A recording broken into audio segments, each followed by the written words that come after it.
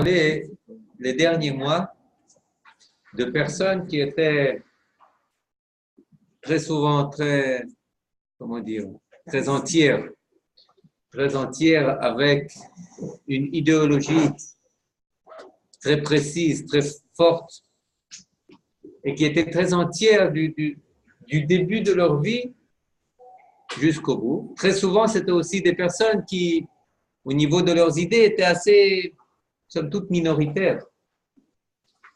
Elles ne faisaient pas partie de la mouvance centrale qu'on appelle le mainstream. Au début, on a parlé un peu de Jabotinsky, de Ben-Gurion, mais ensuite, on est allé dans ceux qui, au niveau idéologique, étaient très cohérents, mais au niveau sociologique, leur influence n'a jamais réellement dépassé rarement une influence de masse, et leur importance ne tient pas aux masses qu'elles attiraient, mais à l'influence idéologique qu'elles ont eue. Et puis, on est un peu passé à côté de toute une frange très, très importante de personnages que je pense qu'il importe quand même de toucher. Tous les meneurs, les leaders, les idéologues de l'extrême et du centre-gauche. C'est-à-dire que ce soit du Shomer HaTzaïr, Meir Ya'ari, Yaakov Chazan, que ce soit Achdut HaAvoda, Yitzhak Tabenkin, que ce soit Mapai, Berl Katzenelson, toutes ces personnes qui sont très, très intéressantes. Et je pense qu'à certaines d'entre elles, pas à toutes peut-être, mais à certaines d'entre elles, il convient d'accorder quand même pas mal d'attention. Et puis, c'est pour ça qu'aujourd'hui, je voudrais traiter de Yitzhak Sadeh. Yitzhak Sadeh, vous savez, il y a moins de 2 semaines, je crois, il y a eu l'enterrement de Chaim Gouri. Zichrono Livracha. Chaim Gouri, un des poètes légendaires, commandant cours d'officier du Haganah, du Palmach, qui a combattu avant la guerre d'indépendance, pendant la guerre d'indépendance, qui faisait partie de la brigade des vieillards pendant la guerre des 6 jours, qui a combattu à Jérusalem. Un des poètes phares d'Israël et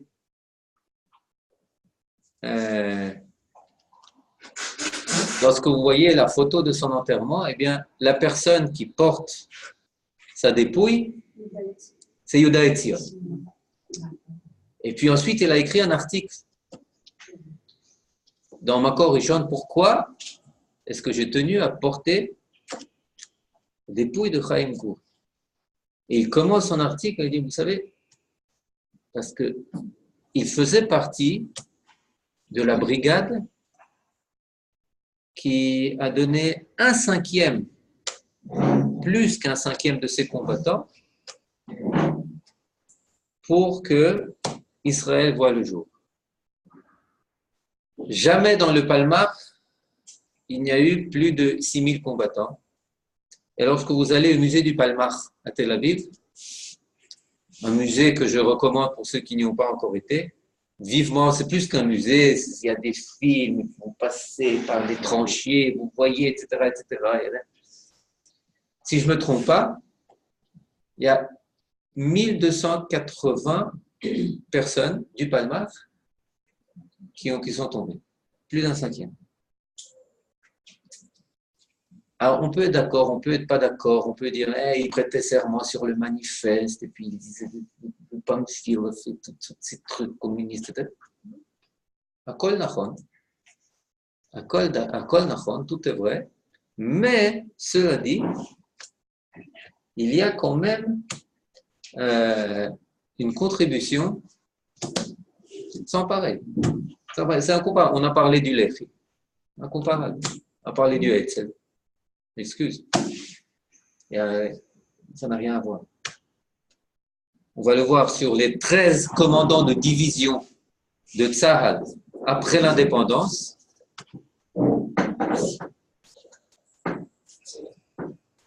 8 venaient du Palmar ou étaient affiliés au Palmar ou au parti du Palmar qui était le MAPA. Encore une fois, on doit ne pas être d'accord avec le MAPA, mais 8 sur 13,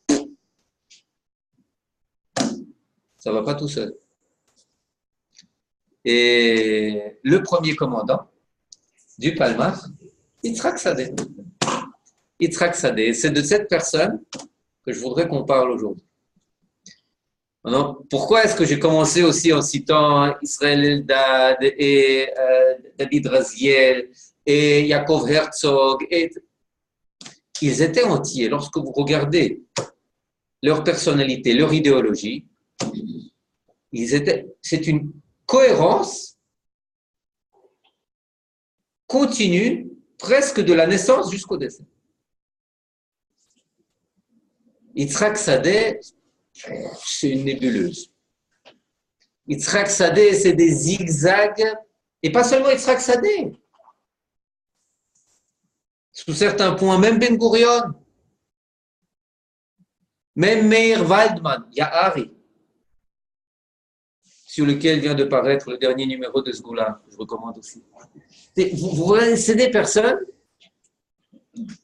qui ont goûté presque de tous les mondes. De l'orthodoxie, du chassidisme, de la yeshiva, cheder ou yeshiva, jusqu'à la...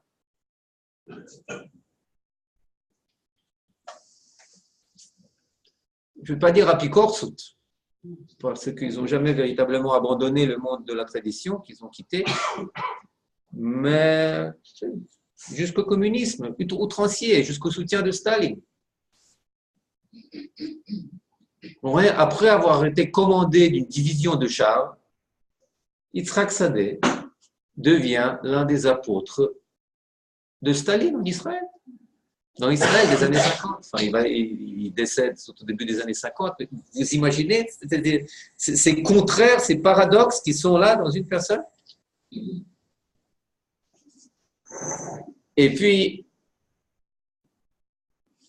par fidélité au thème de ce cours, l'aspect biblique de ces personnages, je pense que c'est, lorsque vous comparez ces personnages avec des personnalités du livre des rois, par exemple, regardez la liste des rois. Ce n'étaient pas tous des grands sages.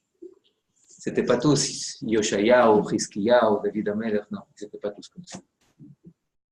Il y avait des Ménaché, il y avait des Yoachaz, il y avait des Amon, il y avait des Yerovam, il y avait tout ce que vous voulez.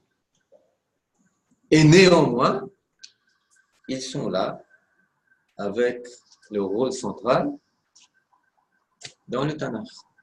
Bon.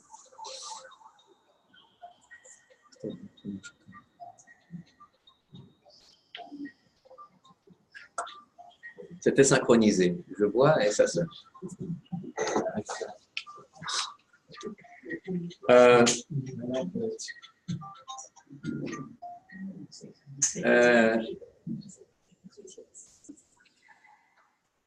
Yitzhak Sadeh, né en 1890 dans une famille très très religieuse, descendante de lignées chassidiques. C'est son vrai nom, vous savez? Landenberg. Non, pas cette phrase. Et ses parents ne savent pas trop où,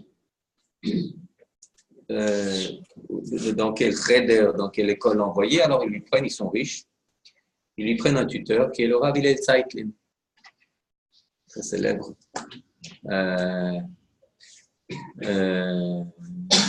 Une autorité rabbinique, il y a aussi eu un parcours assez unique, qui a quitté le monde de la Torah, qui est revenu dans le monde de la Torah, et il a gardé un lien très étroit avec son élève, Yitzhak Sadeh.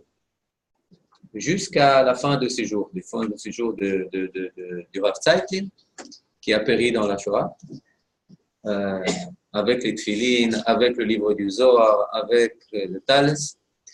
Et il n'a jamais perdu espoir. Il écrivait, il y a eu une correspondance entre lui et Yitzhak Sadeh. Il écrit, comme je languis des jours où on étudie ensemble le Kuzari, le Tanya, le Sefer HaZohar.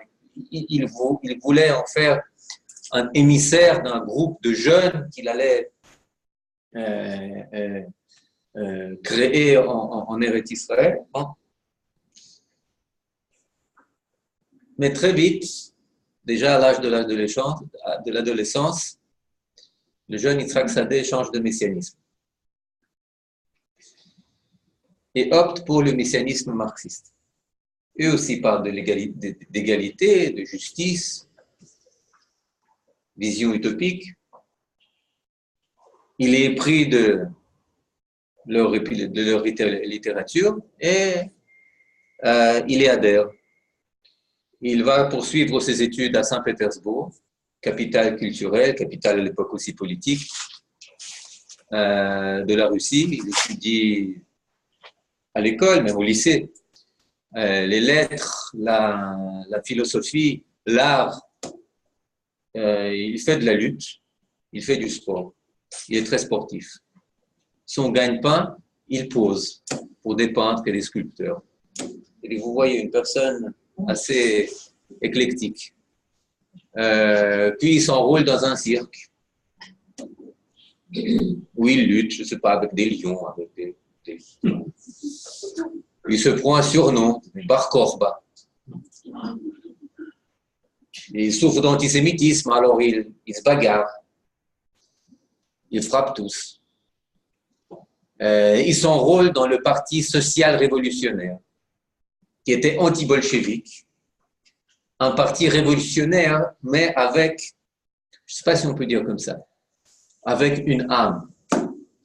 Véritablement beaucoup de compassion pour tous les pauvres, pour tous les démunis, et qui veulent une révolution à visage humain. Ils détestent les bolcheviks qui sont violents, qui sont véritablement terroristes, qui sont révolutionnaires professionnels, qui n'en ont rien à faire du peuple, pour qui la fin justifie les moyens, etc. Et c'est pour ça qu'il intègre très vite, en tant que personnage costaud, éduqué, très charismatique, les forces de défense de Kerensky, qui est la révolution de février 1917. D'abord, il prend le pouvoir, il est à la tête. Son commandant, le commandant des forces de défense sous Kerensky, c'est Pinchas Rotenberg, le père de l'électrification de tout Israël. Et celui qui est sous Pinchas Rotenberg, c'est Yitzhak Sadeh. C'est Yitzhak Sadeh. À l'époque, aucune question de sionisme. Eretz Israël, rien à voir, aucun rapport. Shum davar gournish mi gournish. Avant qu'il rencontre qui? Trompeldor.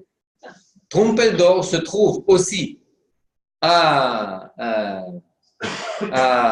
Saint-Pétersbourg et il propose à Kerensky, le chef du gouvernement russe, de le soutenir. De quelle manière? On organise maintenant une armée de masse juive, des centaines de milliers de juifs qui traversent le Caucase, qui libèrent la Palestine. Kavan? Kerensky est d'accord. Trompeldor, héros de la guerre russo-japonaise, avec un ordre, avec un charisme, il est connu, respecté, adoré de tous, il a perdu son bras, etc. Bevakasha. Ça ne marche pas. Pourquoi? Parce que Kerensky, ça ne dure pas. Je passe tout ça en vitesse. Les bolcheviks arrivent au pouvoir et Trompeldor doit changer ses plans. Il organise l'autodéfense juive à Saint-Pétersbourg et ailleurs aussi. Pourquoi? Parce que les pogroms commence l'intervention, la guerre civile avec les Blancs ici, les Anglais là-bas, les Rouges ici, comment dire, les atamans, les bandes ukrainiennes par-ci. C'est véritablement la Première Guerre mondiale dans la zone de résidence qui vient d'être annulée par les soviétiques, par les bolcheviks qui viennent de prendre le pouvoir, mais ça devient la scène de pogrom sans fin. S'il n'y avait pas eu la Shoah, eh bien le titre de Shoah aurait pu être appliqué à ce qui s'est passé au peuple juif dans la zone de résidence, ou dans l'ex-zone de résidence, dans les années 17, 18, 19, 20, des dizaines et des dizaines de milliers de morts juifs. Il y a différentes estimations, ça va de 50 000 à 200, oui, à un quart de million. C'est des estimations absolument folles. Il y a des villes, par exemple comme Khmelnytsky, à l'époque Proskourov, où il y a 18 pogroms. Oui, 18 pogroms l'un après l'autre. Ça nettoie. Et quelque chose. Donc, celui qui organise l'autodéfense, là où il est à l'époque, à Saint-Pétersbourg, c'est Trumpeldor et il est son bras droit et son ami à l'époque, c'est Yitzhak Sadeh.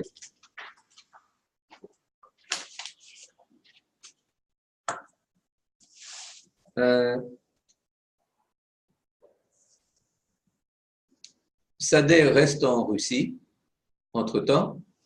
Trumpeldor vient en Eretz Israël. Lorsque les social-révolutionnaires, le parti de Kerensky, dont faisait partie Yitzhak Sadeh et Pinchas Rudenberg, lorsqu'il fait scission entre, il y a eu beaucoup de scissions, lorsqu'il fait scission entre la droite et la gauche, entre ceux qui deviennent pro-bolcheviques et ceux qui deviennent l'opposition et qui vont être réprimés, eh bien, de quel côté se range Yitzhak Sadeh? Du côté bolchevique. Pourquoi? Parce qu'il est aussi très séduit par Lénine. Par son efficacité, pour le dire en un mot. Mais ensuite, Trumpeldor périt en Eretz Israël, à Tel Chai, et puis tous ses adeptes attendent de Yitzhak Sadeh qui vient en Eretz Israël pour prendre la relève. Alors il vient. Et il en témoigne. Il le dit en ces termes. Contrairement à tous mes amis pionniers qui sont montés retournant dans leur patrie, c'est-à-dire ils voyaient Eretz Israël comme leur patrie, comme Moledet, il le dit, il l'écrit. Moi, je suis venu pour des raisons qui ne m'étaient pas claires. Il ne sait pas pourquoi il vient en Eretz Israël. Surtout à cause de l'appel des 200 adeptes de Trumpeldor qui voyaient en moi son ami de Trumpeldor le plus proche et espéraient que je vienne prendre la relève. Il vient par faveur. Vous comprenez? Il ne vient pas par idéalisme, il ne vient pas par soif d'Eretz Israël, non. Ce n'est pas ce qu'il a dit. Lui, je vous le rappelle, à l'adolescence, il a changé de messianisme.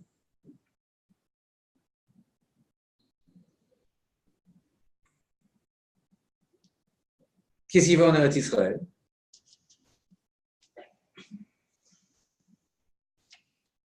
Il adapte le communisme à Eretz Israël.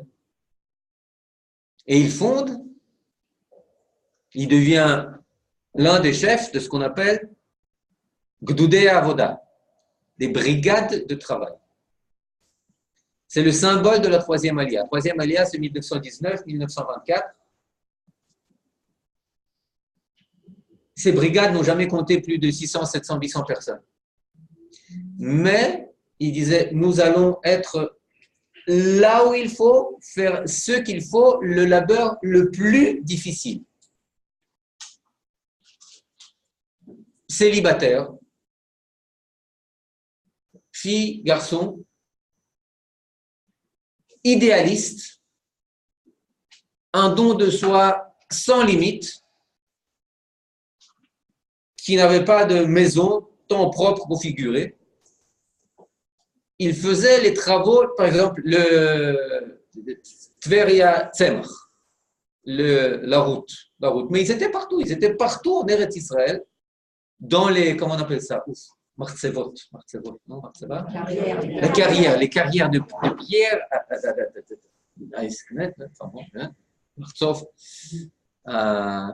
et au sud, au nord, ils faisaient un travail de plus difficile, rémunéré de manière ridicule, et Yitzhak Sadeh,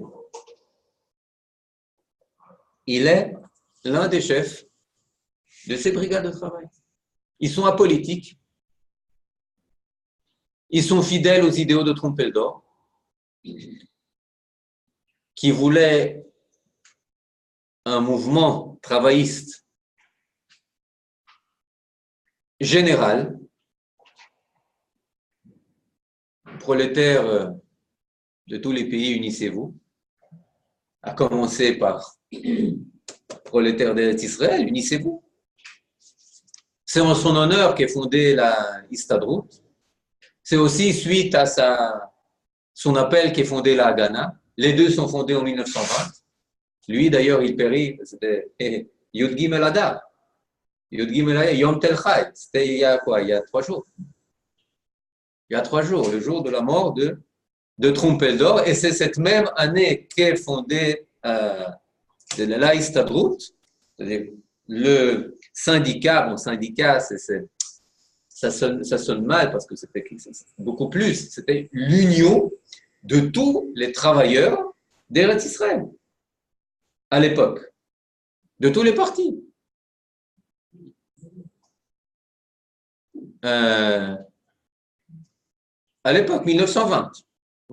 Il n'y en avait pas beaucoup, hein. Il n'y en avait pas beaucoup, mais quand même, 1920. Et tous ces jeunes, très idéalistes, eh bien, ils adhèrent à ces idéaux de communisme au propre comme au figuré. Ils vivent en commune.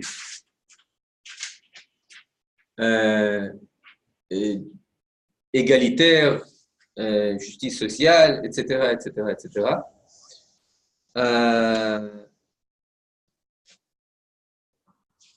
Ils tiennent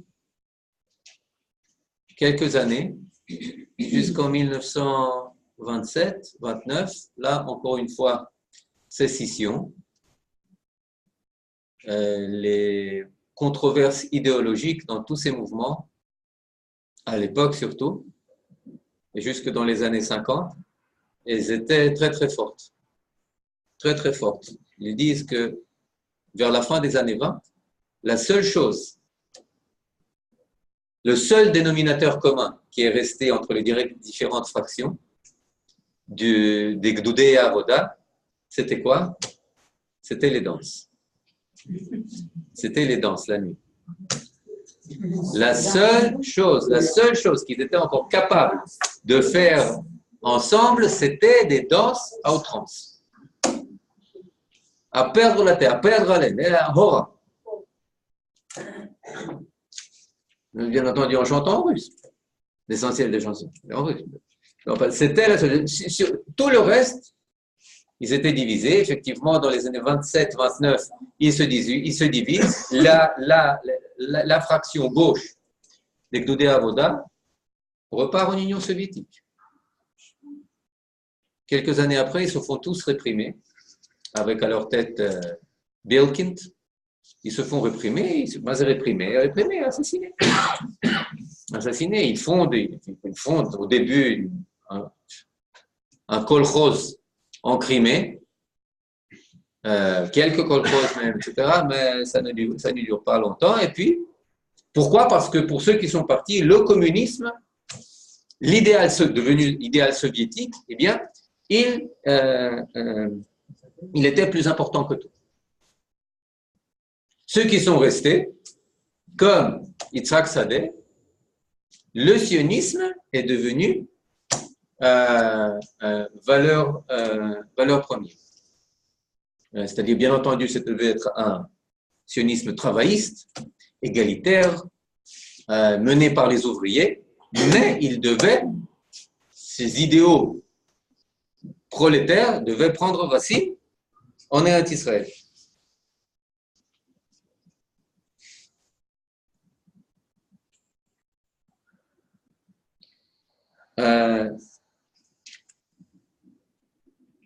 Les Gdoudé Avoda, ils n'étaient pas trop aimés par les institutions qui commençaient à se former à l'époque, par Ben Gurion, par exemple, parce qu'ils étaient apolitiques. Parce que leur idéalisme jetait un défi trop difficile à relever pour ceux qui commençaient déjà, je ne veux pas dire s'embourgeoiser, mais je veux dire de manière délicate, à intégrer les structures et occuper des positions plus que réaliser des idéaux. Et c'est pour ça que scission de l'intérieur et opposition de l'extérieur aidant, 1929, elles cessent leur existence. Elles aussi ont contribué énormément à bâtir le pays. Ils ont construit des quartiers entiers dans différentes villes, des routes, des kilomètres, desséchés des marécages, etc., etc. Et beaucoup ont péri aussi. Certains même par suicide. Pourquoi? Parce que véritablement la tension, elle était intenable. Très souvent, elle était intenable. Ils étaient là, ils devaient bâtir. Ils existaient sous la forme d'un ordre presque monastique. On trouve aussi ça à Bitounia avec les gens du Shomer HaTzaïr, etc. C'est-à-dire des gens qui ont changé de halakha, qui ont adopté une autre halakha, mais qui était beaucoup plus dogmatique, beaucoup plus exigeante et beaucoup plus stressante qu'une halakha chez Torah Chahim. Et c'est pour ça qu'on voit que lorsque vous lisez les histoires de la Shomer HaTzaïr, des Gdoudé Avoda, etc., vous rencontrez beaucoup de cas de personnes qui n'ont pas tenu le coup, n'ont tout simplement pas tenu le coup. Bon, 27.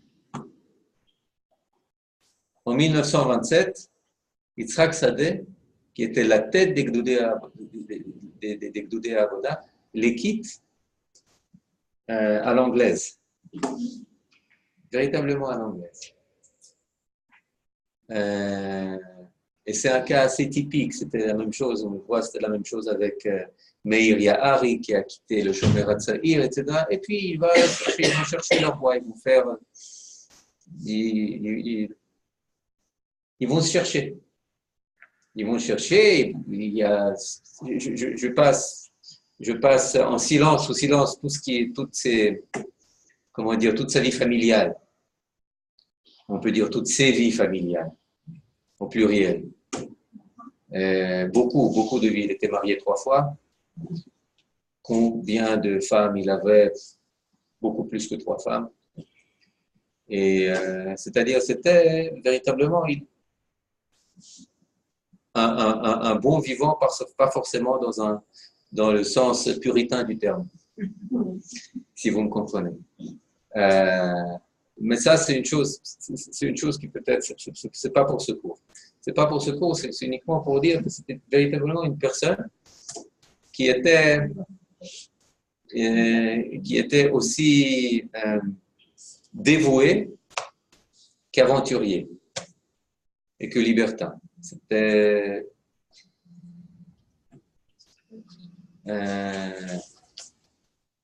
ce n'est pas Israël Eldad, ce n'est pas David Raziel. Bon, on continue. Quand est-ce que on le rappelle? Quand besoin est. Quand commence les émeutes arabes.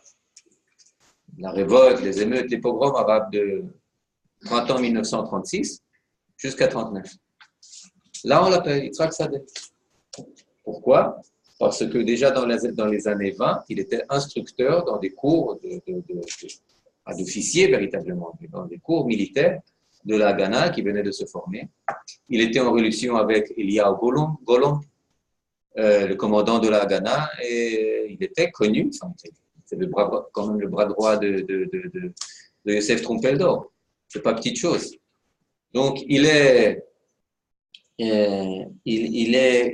rappelé aux ordres, et puis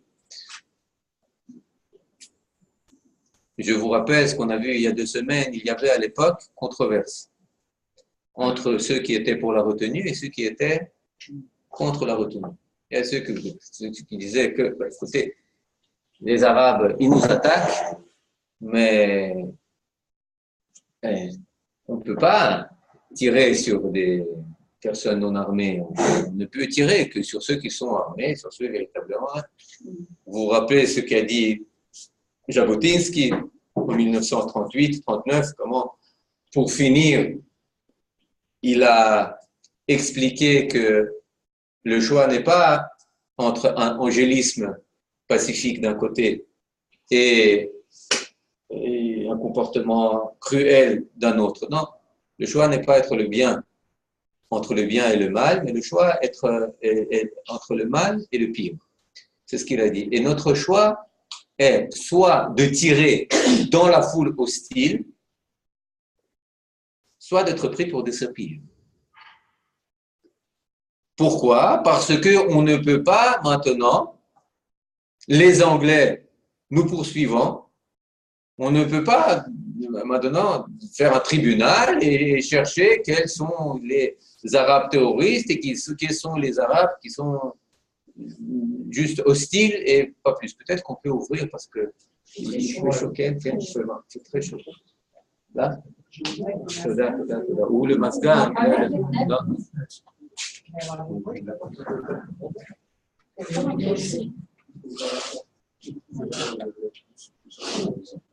תודה. כן, סליחה? יפה.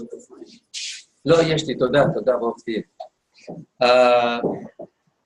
Et on a dit que c'est une controverse qui divise tous les yeshuvs, c'est-à-dire tant chez les travaillistes que chez les révisionnistes. Vous avez ceux qui sont plus tempérés et ceux qui sont plus activistes. Yitzhak Sadeh, Pinchas Rotenberg, Eliyahu Golon, du côté travailliste, même l'extrême gauche, ils sont ultra-activistes. Ils disent, nous ne pouvons pas nous modérer et nous limiter à répondre aux actes terroristes. Ils nous ont mitraillés, ils nous ont brûlé tous nos, tous nos champs de blé, et nous on reste là à faire quoi? Ils ont tout brûlé. On n'a pas vu ceux qui ont mis le feu. Et alors on n'a pas le droit d'intervenir? Ils nous ont massacrés, nos jeunes gens et jeunes filles, sur la route, en leur coupant tous les membres. Et personne n'est resté en vie. Et alors maintenant, qu'est-ce qu'on va faire? On ne sait pas qui a fait ça. Et c'est pour ça que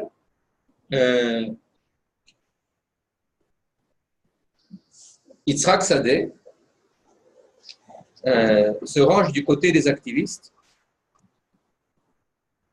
et il prône ce qu'on appelle Yetziya Mechutz Lagader, franchir la barrière. Il faut savoir une chose, que la création des forces de défense juives, ce n'est pas seulement des personnes, c'est aussi des conceptions. Des conceptions de la manière et des principes de comment mener la guerre. À l'époque de Trumpeldor, le principe, c'est que on ne quitte pas un terrain conquis. On ne cède pas un terrain, on ne cède pas, par exemple, un yishuv. Un yishuv construit, shatar banouy, l'homme vatrim al shatar banouy. Ça, c'est le principe à l'époque de Trompeldor. C'est comme ça qu'ils ont mené leur combat à Kfar Giladi, à Tel Chai, au nord, etc. Mais maintenant, ça ne suffit plus. Pourquoi? Parce que les Arabes, ils nous attaquent, on a besoin de forces considérables pour tenir, pour la défense, et ensuite, ils font retraite et nous ayant occasionné énormément de pertes, etc., etc., etc. Alors, on dit, la tset et mechutz la gader. On doit franchir la barrière, on doit attaquer, on doit prendre l'initiative. Et c'est ainsi que se forme une unité qui s'appelle Anodedet, une unité mobile. La première unité de cette forme est formée à Jérusalem, parce que naturellement à Jérusalem, c'est là où il y a le plus de juifs, c'est aussi là où il y a le plus d'arabes. C'est là aussi la population est très très très dispersée. Et l'un des premiers endroits où il commence à prendre la défense, comme le décrit Yuda Slutsky dans l'histoire de la Haganah, c'est à 2 pas d'ici. Les habitants juifs de Beit Vagan sont attaqués chaque nuit par les habitants arabes de Beit Hakerem et de Malcha. À Malcha, il n'y avait pas de canyon à l'époque, il n'y avait pas de quartier fantastique, etc. Il y avait des Arabes. Il y avait un village arabe, etc. Et puis, ils venaient à la colline qui allait s'appeler un peu plus tard la colline de Herzl, et ils pilonnaient, piou, piou. Jusqu'à ce qu'un jour, arrivent les forces de Yitzhak Sadeh, la nuit, et anticipent, prennent l'initiative, occupent le futur Har Herzl et commencent à pilonner Malcha et Enkar, là où il y a l'hôpital maintenant, etc. etc. Ça, c'est juste, bon, c'est anecdotique, mais c'est juste pour dire jusqu'où cela venait. Quels que soient les quartiers à Jérusalem, le Talpiot par le sud, on a vu Beit Vagan, etc., par l'ouest, ils étaient tous presque pris en tenaille et attaqués par les Arabes. Ce que dit Yitzhak Sadeh, il dit, il faut prendre l'initiative. L'Arabe doit savoir qu'il n'est pas en sécurité chez lui dans ses villages. Il est impensable que chez nous, tous nos villages et tous nos quartiers doivent la nuit éteindre les lumières. Et les Arabes, protégés par notre retenue, puissent allumer la lumière, puissent vivre normalement et en passant, nous tirons dessus. C'est nous qui devons les attaquer. Alors, il y a ici une révolution psychologique qui se passe. Tout d'un coup, on fait passer la ligne de front chez les Arabes. Il y a un cas célèbre où il prend tout simplement toutes ses forces et à l'heure où les ouvriers vont au travail, les ouvriers juifs, les chaloutzim vont au travail, et eh bien, lui organise toute son unité mobile et il l'envoie parader en parade dans le village arabe le plus hostile. Armé, de jour, dans les rues centrales du village. Les Arabes sont époustouflés, sont choqués. Tout d'abord, ils sortent euh, leurs brigands et leurs bandits, mais après quelques coups de feu tirés en l'air, ils s'éparpillent, ils vont se plaindre aux Britanniques. Mais ils comprennent, cela dit, que les règles du jeu ont changé. Que maintenant, quand ils sortent attaquer un kibbutz, un moshav ou un quartier juif, ils savent qu'ils ont toutes les chances d'être interceptés sur la route. Et puis quand ils sont interceptés, alors ils se replient, et quand ils se replient, ils sont pris en tenaille. Pourquoi? Parce qu'il y a déjà une embuscade qui les attend, c'est-à-dire qu'ils sont pris en tenaille entre les deux détachements juifs. Encore une fois, formés et entraînés et initiés au niveau théorique par Yitzhak Sadeh, qui à l'époque, il faut le savoir, il a déjà presque 50 ans. Il est né en 1890. Tous ceux qui combattent, ils ont 18, 19, 17, 16, 20, 21, tout au plus. C'est-à-dire, il est de l'âge de leur père, peut-être même grand-père.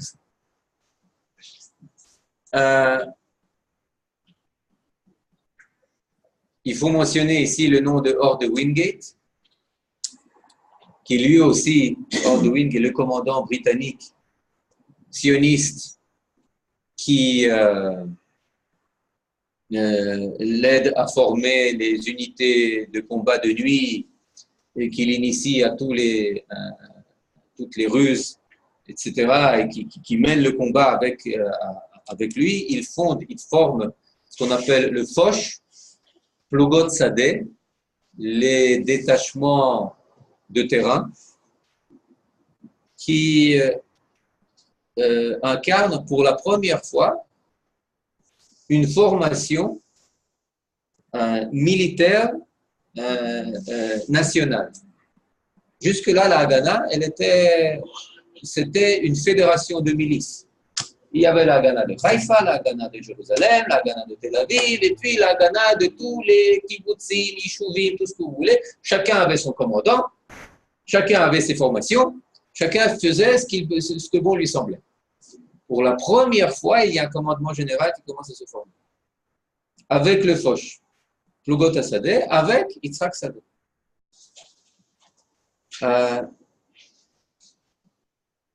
Il y a aussi des punitions collectives contre les Arabes. Un village d'où sortent beaucoup d'actes terroristes, eh bien, il va être pris en charge.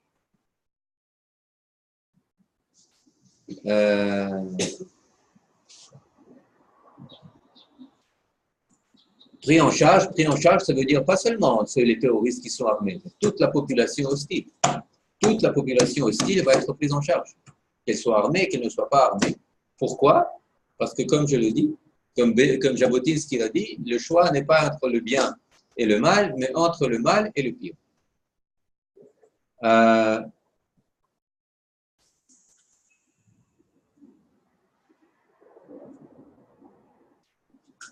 Juin 1941, le Foch devient le Palmar. Pourquoi? Parce que Rommel galope à toute vitesse en direction d'Eretz Israël, en Afrique du Nord. Les Anglais ne pensent pas pouvoir tenir. Alors, ils organisent une force qui doit les aider. Ils sont prêts à armer les Juifs, ils sont prêts à entraîner les Juifs. Pour la première fois, encore un peu plus que le Foch, une armée de métier est formée. Véritablement armée de métier, pourquoi? Parce que c'était la Haganah. La Haganah, c'était des personnes qui travaillaient, qui s'entraînaient, Yom Shishi ou Shabbat, quand ils avaient le temps. Le Palmar, ça devient une formation qui s'entraîne toujours, qui est toujours armée. Ensuite, on va voir, il va y avoir un peu de changement, mais en tout cas, la moitié du temps, elle travaille dans les kibbutzim, ou là où elle est, localisée, et le reste du temps, elle s'entraîne.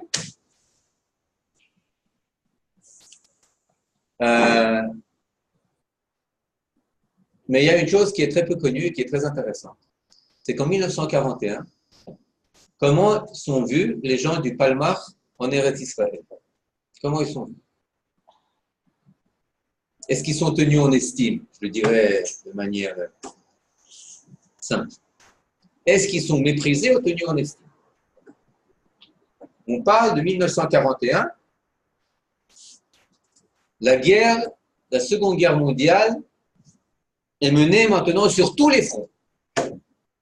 Pologne, Russie, bataille de Bretagne, la France est occupée, Afrique, Irak, partout. Sur mer, sur terre, dans les airs. Comment est-ce que les gens du Palmach sont perçus? Ils sont perçus presque comme des déserteurs. Presque comme des déserteurs. On les appelle, je vais vous le dire, Mishtamtei Baalei Teudot Sherut. Mishtamtim, c'est-à-dire des gens qui esquivent le service, mais avec une carte militaire. Vous comprenez? Pourquoi? Mais c'est des gens qui se mobilisent pour défendre le Yishuv. C'est comme ça que tu les perçois. C'est comme ça qu'est perçu Yitzhak Sadeh à cette époque. Il est en minorité. Pourquoi? Parce que tout le Yishuv, il veut se mobiliser où? Non, eux ils sont dans le travail. Si oui, il veut se mobiliser. Contre les nazis, il veut se mobiliser dans l'armée anglaise. Ils veulent se mobiliser dans l'armée anglaise pour lutter contre les nazis. Je ne sais pas où. Non, le Palmach, il est basé en Eretz Israël, il est localisé ici. Il n'a rien à voir, il ne participe pas aux combats qui sont menés, je ne sais pas, en Europe. Il ne participe pas. Il est perçu, il y a 128 000 personnes qui se portent volontaires dans l'armée, dans la brigade. Pour finir, il y en a un peu plus de 10 000 qui sont reçus, mais il y a 128 000 qui veulent servir dans l'armée anglaise. Juifs du Yishuv, qui compte à l'époque moins de 500 000 juifs. Plus d'un quart veut se mobiliser. Et puis, il y a 6 000 qui se mobilisent dans le Palmach. Le Lehi faisait pire. Le Lehi se battait contre les Anglais. Le Lehi se battait contre les Anglais. Mais là, vous comprenez, c'est-à-dire qu'il y a quelque chose de commun entre le Palmach et le Lehi. C'est peut-être pour ça qu'ensuite, Yitzhak Sadeh va intégrer tous les gens du Lehi dans sa 8e unité blindée, division blindée qu'il va commander en 1948. Il va tous les accepter. Pourquoi? Parce que quelque part, ils sont les deux à voir l'essentiel du combat en Eretz Israël.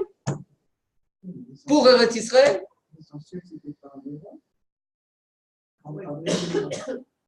Bonne question. Bonne question. La majorité du Yishuv dit que l'essentiel, comme le dit Jabotinsky, c'est de piétiner le rotzet, cette recherche, la tête du serpent nazi. Et c'est pour ça qu'il faut se mobiliser. Mais entre-temps, ici, il faut survivre. Entre-temps, il faut faire quelque chose ici. Le mot Palmach, ce sont des rachetés. Plogot Machatz. Plogot Machatz. Unité de comment? De choc. Unité de choc. Qu'est-ce que c'était leur but au Palmach à ce moment-là, avoué? Leur but avoué, c'était de défendre Eretz Israël des Allemands. Des Allemands qui étaient à 2 pas d'ici, qui ont été arrêtés en juin 42 à El Alamein, à quelques centaines de kilomètres. Ils ne se battaient pas. Ils étaient prêts à les recevoir. Ils étaient prêts à les recevoir ici. 1942, les nazis sont battus à El Alamein. C'est d'ailleurs, il faut le savoir, c'est la première victoire des Alliés pendant la Seconde Guerre mondiale. On le dit, je le répète chaque fois, tout comme la première victoire des forces de l'entente contre les forces de l'Axe pendant la Première Guerre mondiale, c'était aussi en Eretz Israël avec le général Allen. Toutes les premières victoires des 2 guerres mondiales ont eu lieu en Eretz Israël. C'est une chose fantastique. On pense que le terrain, à chaque fois, le champ de bataille, c'est quelque part Stalingrad, Verdun, Ouais. C'est ici que sont remportées les premières batailles. C'est quelque chose de... C'est marrant. Hein? Stalingrad, ça se produit en parallèle, mais la victoire est remportée beaucoup plus tard. En hiver 42, pas en juin 42, comme elle a la main. J'espère que je ne me trompe pas. Les dates, on peut vérifier, mais il y a presque une demi-année de différence. La bataille de Stalingrad, c'est février 43. Oui, il a fait. Février 43, tout d'abord. D'accord. Elle a duré plus d'1 an, cette bataille. Mais est-ce qu'à ce moment-là, il était aussi contre eux, il ne se battait pas contre les Anglais. Les Stern continuent à se battre contre les Anglais. Lechi et Stern, c'est la même chose. Avec le Hetzel. Le Hetzel se battait avec les Anglais, pas contre les Anglais, Avec les Anglais. avec, dans les rangs. Ils avaient l'uniforme anglais. Dans les brigades. Oui, Donc, pas comme le Palma. pas comme le Palma. Pas comme le Palma. Pas comme le Palma. Au niveau militaire, il faut le savoir, le Palma était beaucoup plus significatif que toutes les autres forces armées, toutes. Que la Haganah, que le Hetzel, que le Lev. Il était l'unité d'élite, les commandos des forces armées juives en Israël. Son premier commandant, son créateur, son initiateur, celui qui a initié, qui a éduqué Yigal Allon, Moshe Dayan, etc. C'était Yitzhak Sabin.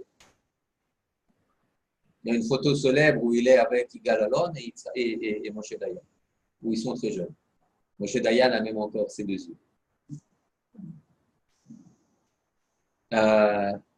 Et eux, à l'époque, ils devaient tenir aussi la ligne idéologique, dire, mais Khavéri, tôt ou tard, la guerre en Europe va être terminée.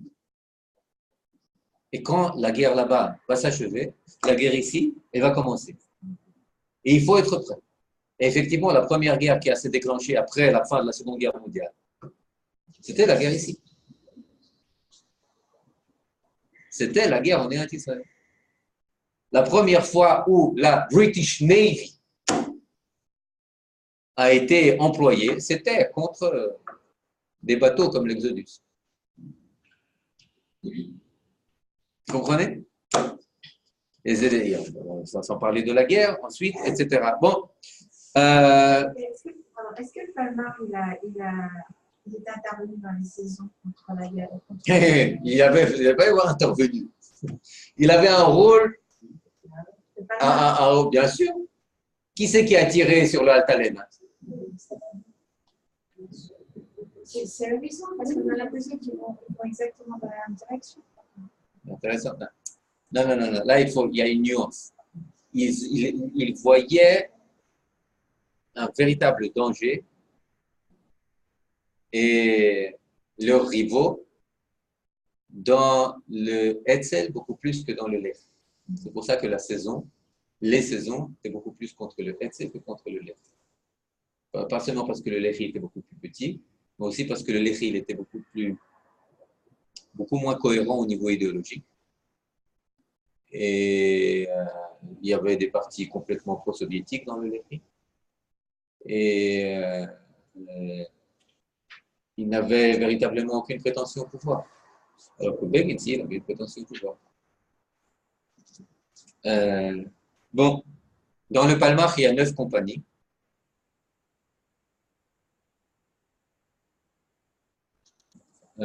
Qui combattent un peu partout en Israël. Ils participent dans les combats les plus difficiles. Les plus difficiles étant des combats autour de Jérusalem, autour de la vieille ville, ceux qui presque libèrent la vieille ville en prenant les Shar Tzion en mai 1948, quelques jours avant la chute de la vieille ville, le 28 mai 1948.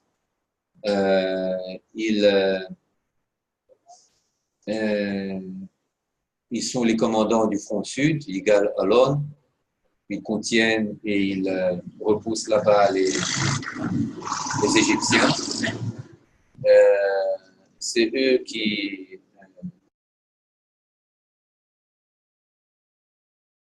remporte la victoire, la libération des Arabes des villes de Ramla, Lod, Latroun, pour transformer le couloir entre Oujdan et Jérusalem en territoire juif. Et c'est là-bas qu'ils expulsent aussi des dizaines de milliers d'Arabes, d'Arabes qui ont fui Jaffa et d'autres villes, que les Arabes, une très bonne partie des Arabes de Ramleh et de Lod, celui qui donne l'ordre, c'est Yigal Allon. Ce Mifsa Dani, qui est nommé en honneur de Dani Mas, de l'Amedhei de Gush Etzion, eh bien, il sert, jusqu'aujourd'hui, les propagandistes de la Nakba disent que, regardez ce qu'ont fait les Juifs, ils ont fait fuir la population arabe. Bien sûr, bon, tout d'abord, c'est très bien qu'ils ont fui. C'est très dommage qu'il n'y ait pas plus d'Arabes qui ont fui.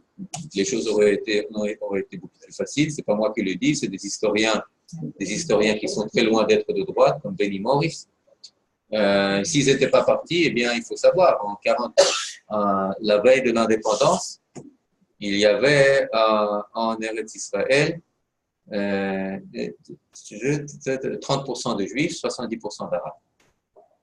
30% de Juifs. Et après la guerre d'indépendance, il y avait 86% de Juifs et 14% d'Arabes. Si les Arabes n'avaient pas pris la suite, inspirés avant tout par leurs propres dirigeants, eh bien, il n'y aurait pas pu y avoir d'État juif.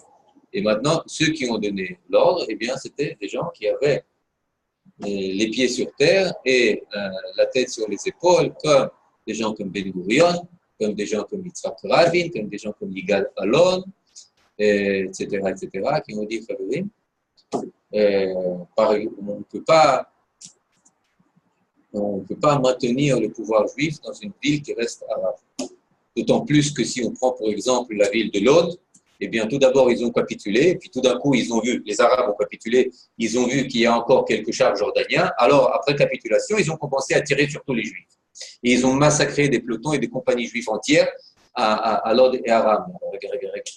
Soit vous capitulez, soit que vous continuez à tirer, soit que les choses soient claires, soit vous transformez votre misgad, votre mosquée en lieu où vous dressez le drapeau blanc, soit en réserve de munitions et un bastion de résistance. Il faut savoir, en tous les cas, on ne peut pas mener des combats sans, à moitié. Résultat, une très très très grande partie de la population arabe de ces zones, eh bien, elle fuit.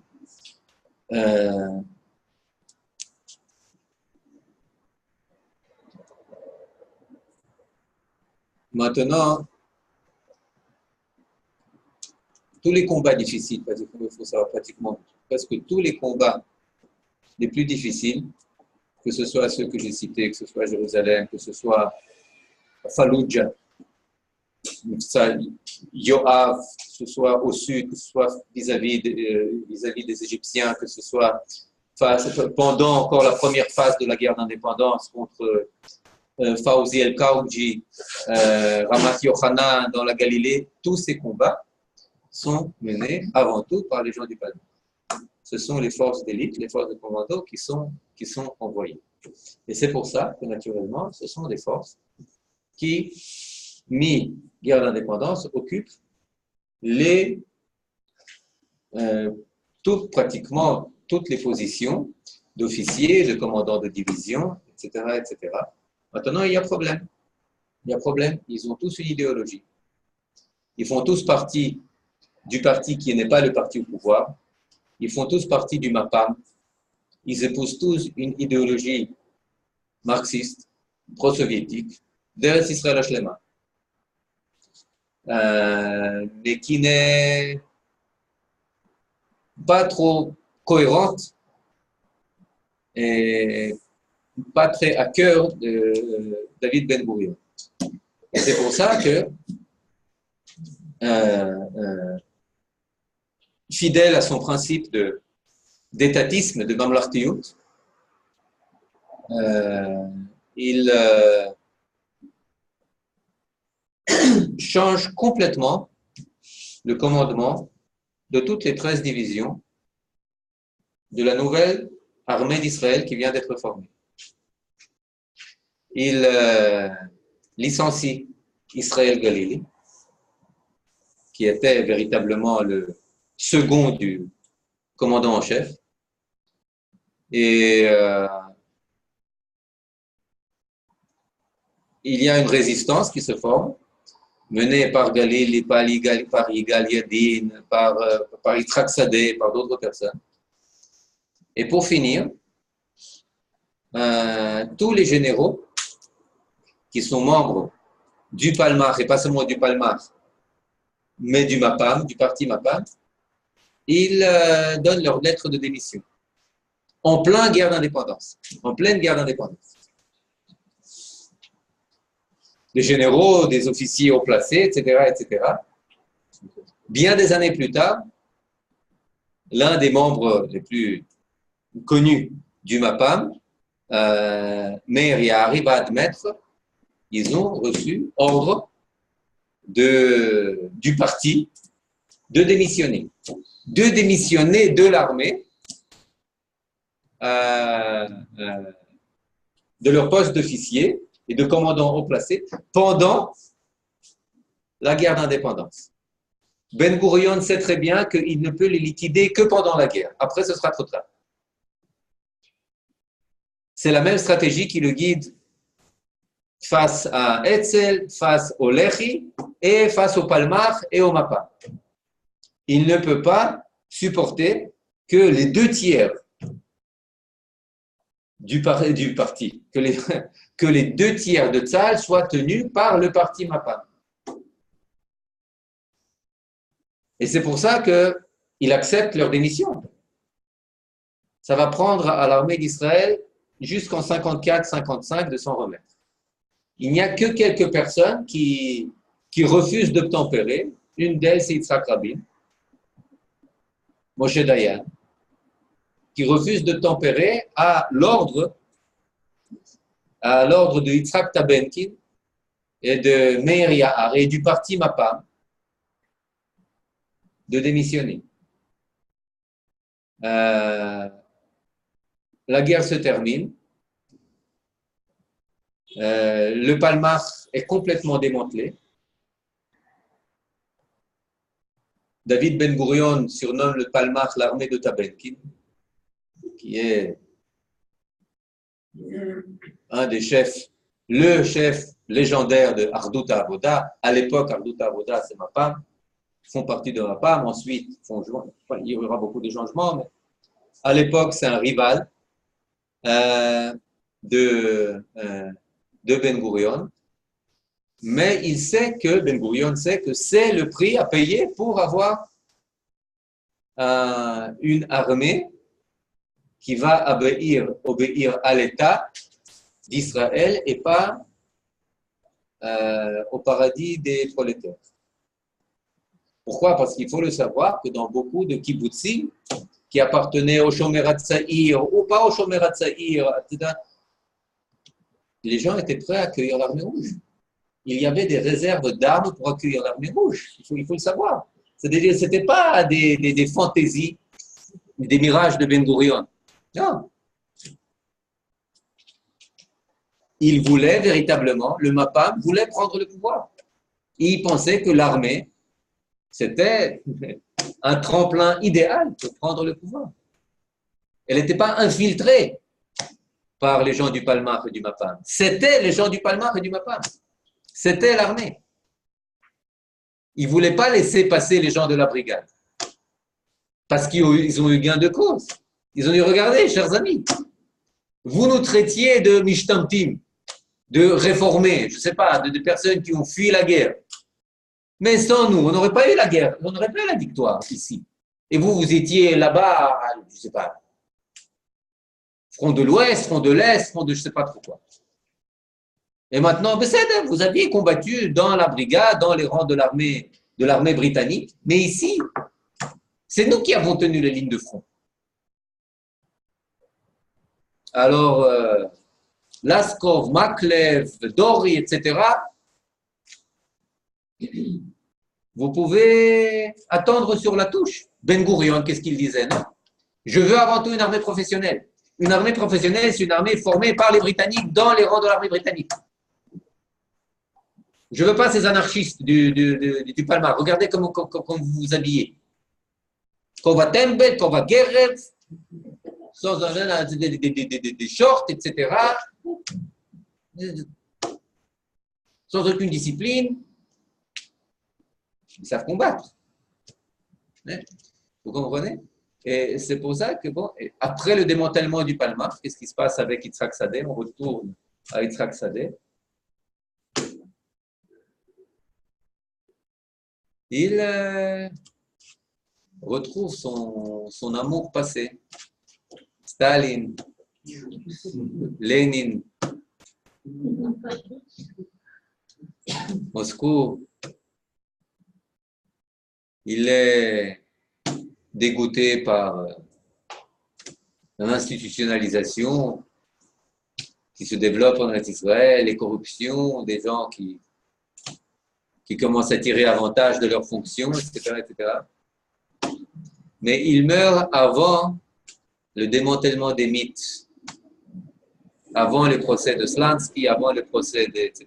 Il meurt en début 1952, à l'âge de 62 ans.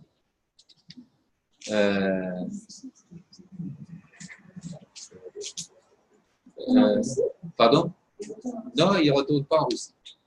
Il retourne, il devient presque membre du Parti communiste. Il est l'adepte de Moshe Sneh, qui est le fondateur du MAC, l'un des fondateurs du MAC, qui est Miflaga communiste israélite. Vous comprenez? C'est-à-dire, maintenant, comment ça se mange? Ouais. Comment est-ce que ça se mange? Vous comprenez le problème de toute personne qui veut que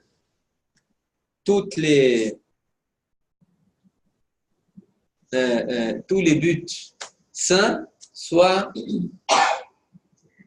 atteints par des moyens qui sont pas moins sains. Vous comprenez que le bien soit atteint par le bien uniquement.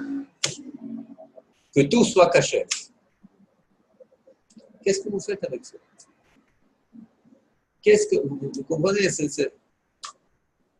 C'est pas facile. Notre histoire, elle n'est pas univoque. Elle n'est pas univoque. Mais vous comprenez que Kadosh Baruch Hu, il fait usage de toutes les forces pour faire avancer son projet, pour faire avancer son retour. Les communistes, tu sais, je laisse ça de côté. C'est une chose impressionnante parce que lorsque vous regardez de manière isolée la personnalité de Yitzhak Sadeh, vous pouvez dire un bon vivant, aventuriste, libertin, qui trompe ses femmes, mais au moins 12 fois par semaine.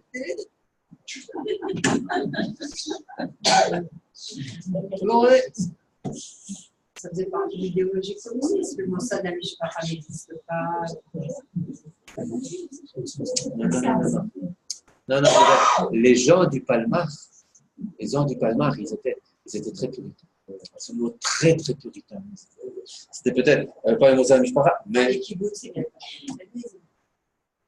il y avait, chez le Shomer HaTzadir, ça faisait partie de leur 10 commandements. Dans les Plugota Avoda, ça faisait partie de leur credo. Chez le Palmar, partout où était Yitzhak Sadeh, c'était un des principes de foi essentiels. La pureté, ils l'appelaient comme ça, la pureté entre filles et garçons, entre femmes et hommes. C'est-à-dire quelque chose de très, très retenu total. Vous comprenez? Et lui, véritablement, et ça, c'est d'un côté. d'un côté. Vous comprenez? Il vient de remporter la bataille de Fallujah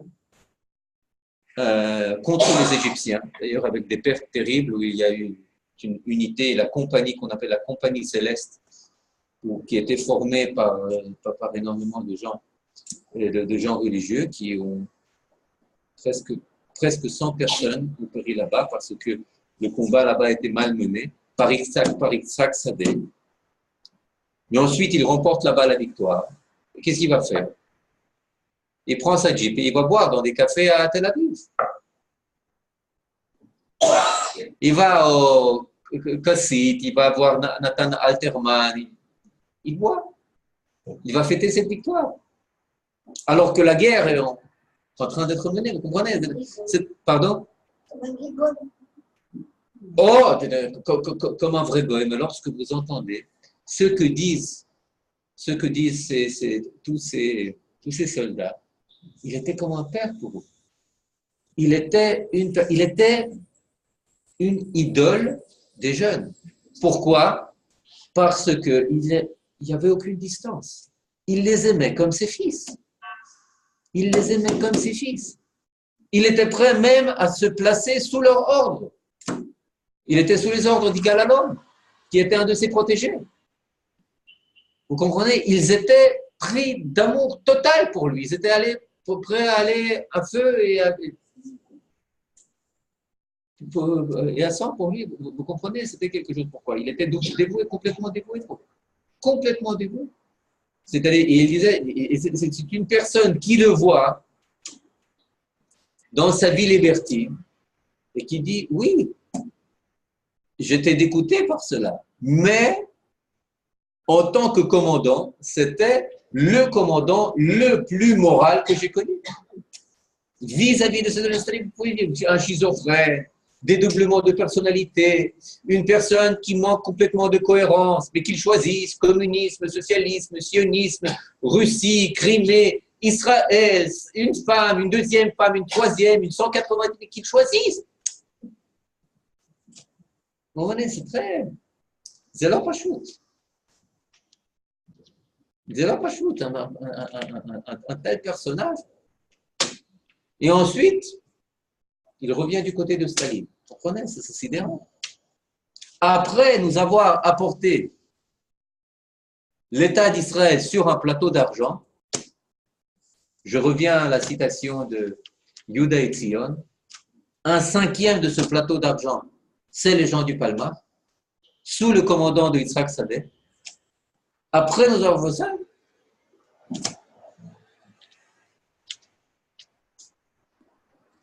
vous comprenez, je pense que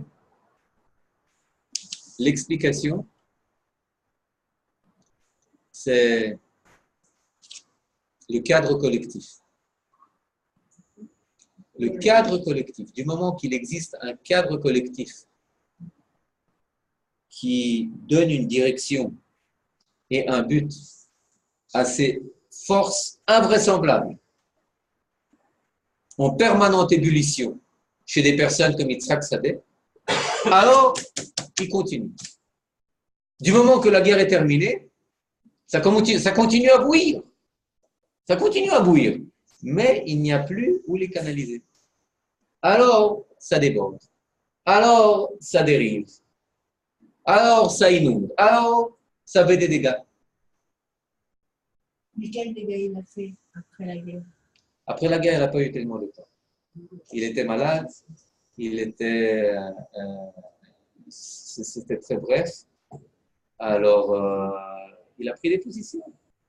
Il a pris des positions, mais effectivement, c'était un très mauvais politicien. Très, très mauvais politicien. Et c'est pour ça qu'il n'a jamais eu véritablement de fonction dans des partis. Il méprisait cela, il ne savait pas quoi faire. Il était très gauche. Propre comme le figurait. Et c'était un oui, c'est ça. Il n'a pas eu le temps. C'est-à-dire que ces positions dangereuses, c'était des positions, comment dire,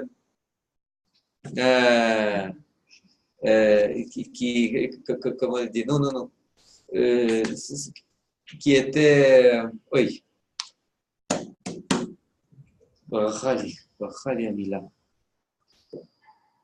qui ne portait pas véritablement à conséquence. C'était, comment vous avez dit? Inoffensif, oui. C'était des positions quelque peu inoffensives. C'est-à-dire là où il était productif, c'est là où il était sioniste. Là où il était improductif et avec des idéologies complètement loufoques, c'est là où il était aussi inoffensif. On peut le dire, l'imotsrout. Je pense que sur des personnes comme ça, il faut effectivement avoir le courage de la mettre. C'est ce que d'ailleurs dit Israël Eldad en citant, si je ne me trompe pas, Ritzi Grindel, qu'il y avait entre la gauche et la droite, il y avait une différence, il y avait une grande différence. C'est que beaucoup dans la gauche voyaient les gens de droite, du Beitar, du Hetzel, des révisionnistes, comme des ennemis jurés. Et nous, on était leurs rivaux idéologiques, mais on était toujours prêts à noter leur acquis et leur contribution à la fondation et à la formation de l'État juif. On ne leur oubliait jamais. Et je pense qu'il faut le retenir aussi au sujet de Yitzhak Sadeh, d'autant plus que lui aussi, il n'oubliait jamais aux gens de droite leur contribution. C'était tout le monde, même les gens du Lehi, se sentaient très à l'aise dans sa division blindée. Pourquoi? Parce qu'il était considéré comme un père par tous. Peu importe, Lehi, Palmar, Smol, Yamin, et des gens du Mizrach qui combattaient aussi sous ses ordres. Et voilà. Et voilà, c'est-à-dire il était de gauche, mais pas par dogmatisme, peut-être par idéal, par aventurisme, par romantisme, qui a fait par romantisme. C'était l'époque. C'était aussi l'époque, mais c'était un niveau. Vous prenez un tel personnage, incroyable, véritablement incroyable. Mais il a laissé une empreinte sur les cadres qui ont suivi comme il avait. Oui, bien sûr. Bien sûr, c'est lui qui est le père de Torat Lechima, véritablement de toutes les forces de commando, toutes les saillantes. C'est du Palmar. Bon, c'est aussi Yechida Me'averchat, mais avant cela, avant la Yechida Me'averchat, au début des années 50, c'est le Palmar. Vous comprenez? Le Palmar, c'est pas seulement le combat, c'est aussi les poètes. C'est Chaim Gouri, c'est Nathan Alterman. Nathan Alterman, il a servi dans son unité blindée, dans sa brigade blindée, c'est Nathan Alterman, vous comprenez? C'est-à-dire, c'est pas seulement des personnes, c'est tout un jargon, c'est toute une façon de s'habiller, de voir le monde, de danser, de vivre. Vous comprenez qu'il y avait une influence et une empreinte qui lui laissait une empreinte très très forte, pas seulement sur la rue, mais sur. Il a fait à Blorit, à Thor, etc. Donc on est de se coiffer, de marcher. Par exemple, les tioulim. Aujourd'hui, ce que font les écoles Massami Bereshit. Il y a un livre qui a été écrit, un des programmes scolaires où pendant une semaine, ils marchent.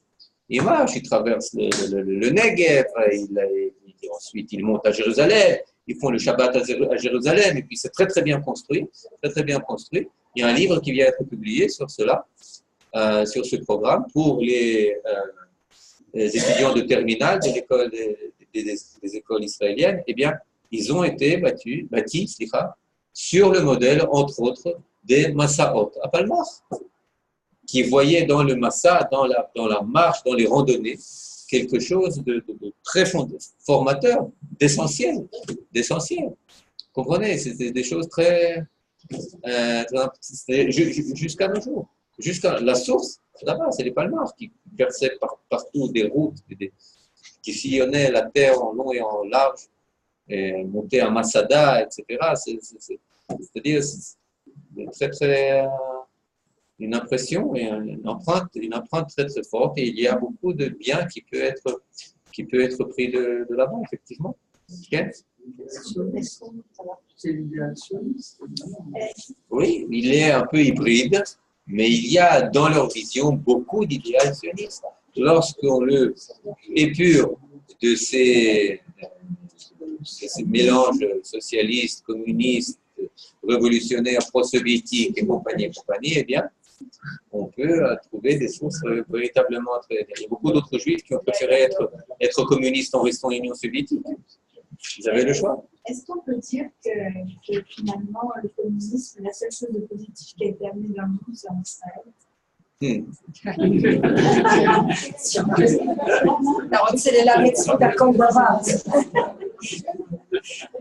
Non, mais il faut savoir qu'ils étaient, on peut les comprendre. Ils nous ont soutenus à l'ONU. Les Russes, Staline, il marche mot. Vous comprenez? Ils nous ont fourni les armes par la Tchécoslovaquie. Vous comprenez? C'est-à-dire, ils ont été une des forces essentielles au niveau international à nous soutenir. Ils ont été les seuls à nous donner les armes. Les seuls à instruire nos pilotes en Tchécoslovaquie, à nous fournir les armes par la Yougoslavie avec Tito. Vous comprenez ce rachat? Ouais. Mais les Américains, ils étaient là, okay, yes, we recognize. Et les armes, elles sont où? Il y a quelques tentes que vous pouvez prendre dans le reste de l'armée, en Allemagne de l'Ouest, vous comprenez? C'est-à-dire, ils avaient... C'était pas une blague, ce que je disais. Oui. Je pense que les réalisations qui étaient d'inspiration communiste, c'est peut-être les plus belles réalisations communistes dans le monde, c'est celles qui ont eu lieu en Israël. Dans la mesure où elles ne sont demeurées que sionistes, que communistes, même en Israël, elles ne sont pas du tout. Non, parce qu'en fait, c'est pas resté. Parce que ça a été le communisme. Du moment que ça a été intégré, eh bien, ça a marché. Mais quand si ça resté que communiste, si ça a pris racine, ça ne peut pas continuer à être communiste. Voilà. Vous êtes partie du même parti. Mais ensuite, a été très complexe. Oui, d'accord. On peut en parler, peut-être ça vaut la peine qu'on en parle. Oui, toutes les équipes.